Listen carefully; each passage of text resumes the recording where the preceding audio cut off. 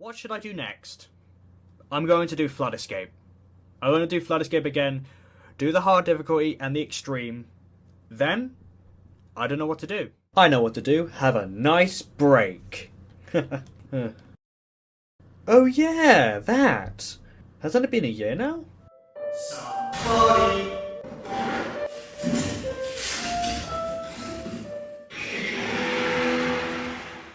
Yeah, I should probably go ahead and finish that, even though I'm a year late, but it's his fault for not putting a year in, did he?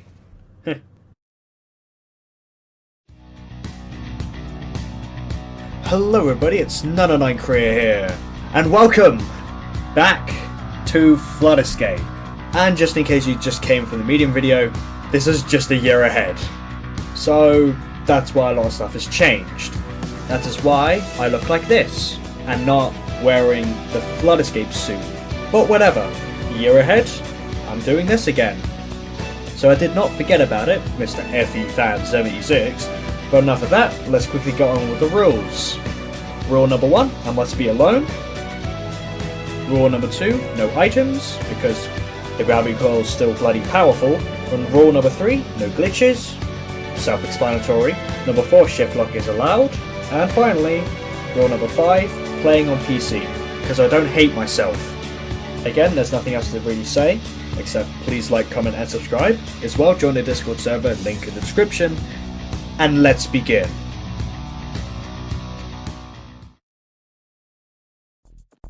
Room 1. Flood Freezer. So yeah, this is pathetically easy. How do I know this? Because the ice doesn't have any physics anymore. Used to slid all over the place. And mostly it's just a pathetically easy level. There's only 2 buttons. The second button's right here. And all you need to do is just walk straight and don't fall off. And that's Flood Freezer. Round and around. First thing you need to do is get up to the first button, which is on a spinning green platform. After that, go to this side of the room and climb up this climbable. I'm not calling them trusts anymore. And now you've got 2 spinning platforms that are very awkward to walk on. But with the correct timing, you can get through here without any problems. After pressing the green button, which opens the vent, you have to do the spinning platforms again. And then you have to get in the vent with this spinning platform. Just time it well, just don't take too long because the flood will kill you. And that's how you beat round and around. Painful choices. With the first 3 buttons, be quick, because the flood rises very quickly in this level. And as I got to the 3rd button, the water appears. Now there's a wooden beam that goes to this platform onto this metal bit that has the green button. You can go on that small wooden platform and quickly get to the vent, or you can take the long way, which I'm going to do. Well, I've done both, but I didn't go in the vent instantly when I've done the short path. But mostly, just don't fall off, and it's how you beat painful choices.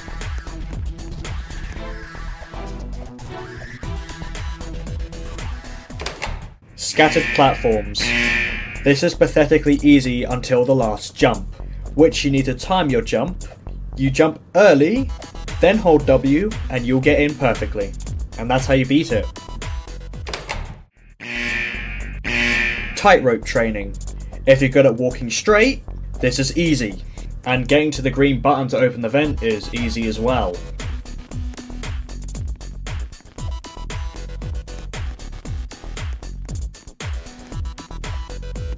As well, it spawns a wooden plank to get to the vent anyway, and that's mostly it. This is tightrope training. Moving on.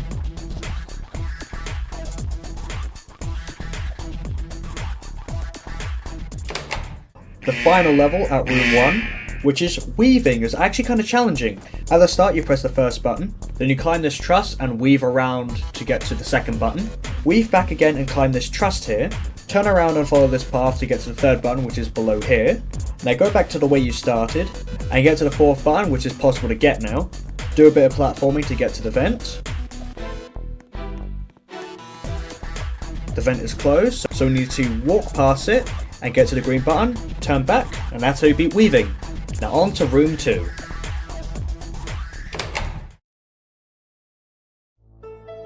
Room 2. Decisive Stands, a classic level. First you climb this ladder here to get to the first button, follow this path to get to the green button, and now you've got two options, the longer, easier way, or the shorter, quicker way. And you should probably know which one I'm going to. But after those platforms, that's it.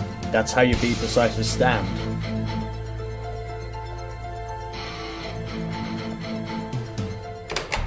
Box Array. Climb these boxes to your left and follow the wooden platform to get to the first button. Now go back to the way you came and go to the second button. Go and follow this new wooden plank path. And there's the final button, which is in a very awkward positioning. By getting out, you need your shift lock and holding D, and that's how you beat Box Array. Can't turn back. First button is pretty easy to get, then follow this path to get to the second button.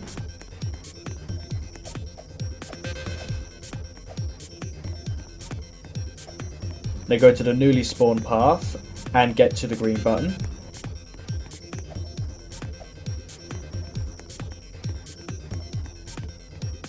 And that platform fell, so we need to jump down and follow the path to get to the vent.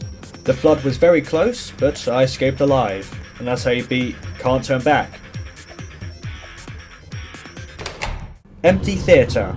You want to go to the left staircase to get to the first button, because the other button is not available. Now after pressing that, you can go to the other side, jump down to get there faster. Now after pressing those two buttons, this wooden plank appears to get to the third button. Then after that, get to the green button, and then narrowly escape. And that's how you beat Empty Theatre.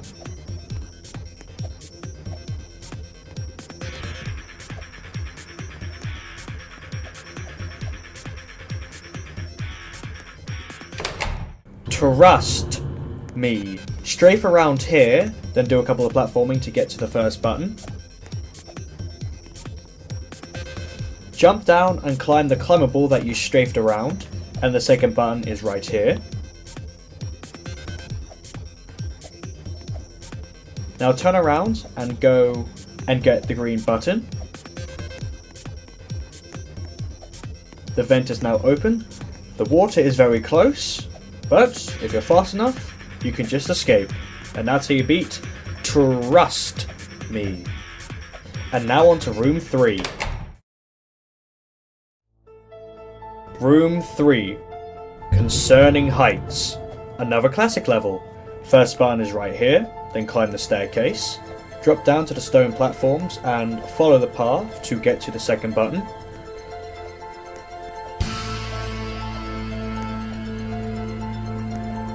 After pressing that, go all the way back to the staircase and press the third button.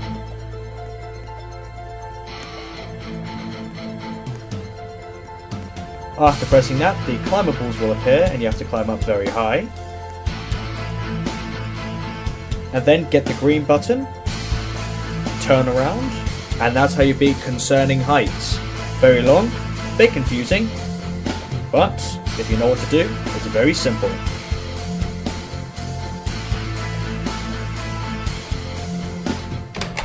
Rundown Sector. Follow this path to get to the first button. Drop down, and then jump on the newly spawned platforms to get to the second button. The wall has disappeared here, so you can get to the third button. Turn around and a stone platform will appear. And then follow the path to beat Rundown Sector.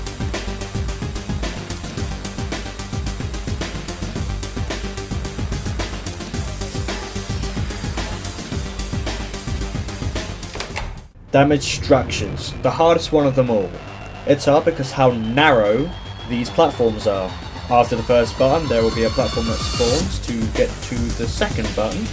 After pressing that, a wooden platform will appear, so you can be able to continue. And yes, these platforms are so skinny that I nearly fell, so I cannot blame you if you die here. Up on these boxes and follow here to get to the third button.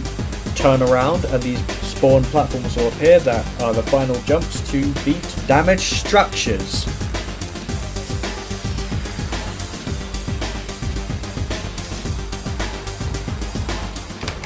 High hopes.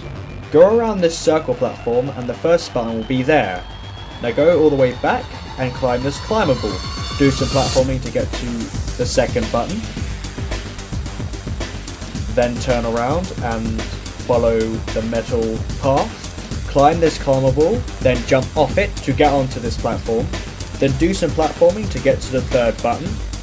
After that, turn around and do this tricky jump, which you need to time it. When you're just about to fall, press jump. After that, get to the fourth button. Then turn around and then get to the green button.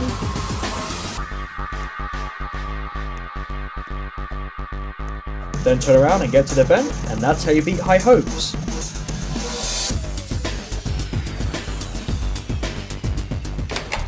Last level, risky poles.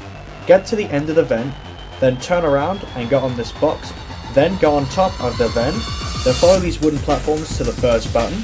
Now go back to the extended vent, then jump on the newly spawned platform, then follow this path to the second button. Now go back to the extended vent, there is a new climbable over there. After that, turn around, jump on these wooden platforms to get to the third button, then turn around again and follow this path, where at the end there'll be a climbable there.